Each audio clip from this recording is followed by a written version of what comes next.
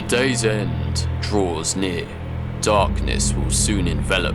Soon, the warm glow of the sun will not be there to comfort you. Soon, the Blair Witch will emerge from the shadows and seek to bring an end to your adventures. Soon, the cold will sap the life out of you. So you return to your shelter and build yourself a conventional fire to aid staving off the bitter cold. But perhaps you question whether a typical conventional fire would be enough to prevent you from freezing your bollocks off in the event of foul weather. Well, if that is a concern, then why not try the long fire? Oh my god, look at that, that is indeed a very long fire. Perhaps considered outrageously excessive in most circumstances, but a viable option for those bitterly cold nights, especially when you don't have much in the way of shelter. This is where the long fire shines, because the long fire is a radiator. It is quite possibly the hottest and most intense fire arrangement that you can build with relative ease. And it's a simple fire build, and in its simplicity, there is versatility. There are many variations, but here's one particular variation. To begin, you will need 4 large pieces of wood, 2 long, thick and substantial pieces of wood, and 2 short, fat and stumpy pieces. Place your 2 fat and stumpy pieces 6 feet apart from each other. Then, lay your long, thick pieces of wood across the 2 stumps to create yourself a raised long fire platform. Because we're going to be building such a large fire, it needs a large supply of oxygen. Let oxygen get all up under that. And that is the framework for the long fire. That's it.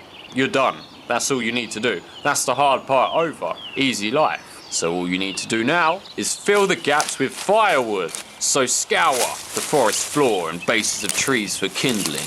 Pencil-sized kindling, I must stress. About 3 to 4 armfuls of kindling is more than enough. Just fill the gap and you're ready to go. Easy, right? All you need to do now is light that bad boy up by starting a fire on top. So begin building your go-to fire lay on top of your bed of kindling. In this instance, a nice TP of dead fireweed will get this fire rolling. But before you light that bad boy up, gather a nice substantial amount of fuel wood, the thick wood that's considered the backbone of any fire arrangement. Then light that bad boy up. How you do so is none of my concern. That's your business. Just get it done. And this initial fire will spread quite quickly due to the thin pencil-sized kindling. Considerably more so if you've used coniferous wood, and the flames from your kindling will begin to immolate the interior of your long logs. So in anticipation of this fire's spread, lay your thick pieces of fuel wood diagonally across the structure. So once all the fuel is done burning, what you'll be left with is 2 burning logs and a large bed of coals in between them, which will pump out heat and allow the long logs to continue their slow but intense gradual burn. Good game, you're done.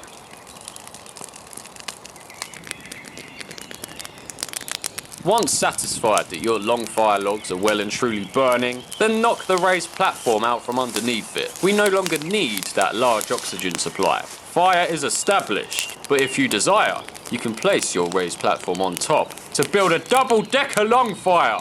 That's deadly combination plays, because why not, right? You might as well.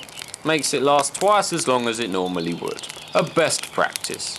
And now it's time for pro tips and considerations.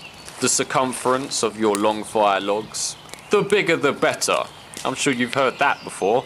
The distance you build this away from your shelter varies on the type of shelter you use. If you're using a tarpaulin, then keep the fire a fair distance away. 6 to 7 feet away is a safe distance. Any closer, and the heat will probably melt or warp your tarpaulin. If you're in a natural shelter, you can build it a bit closer.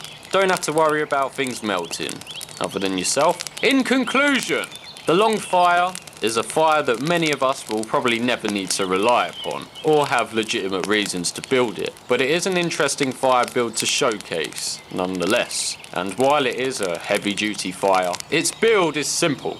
2 logs on a raised platform. Stuff the gap between them with pencil-sized kindling and light a fire on top. Add fuel wood, then sit back and relax while the long fire's intense heat melts your shelter and borderline barbecues you, combating hypothermia with hypothermia. What do you know about that? Peace!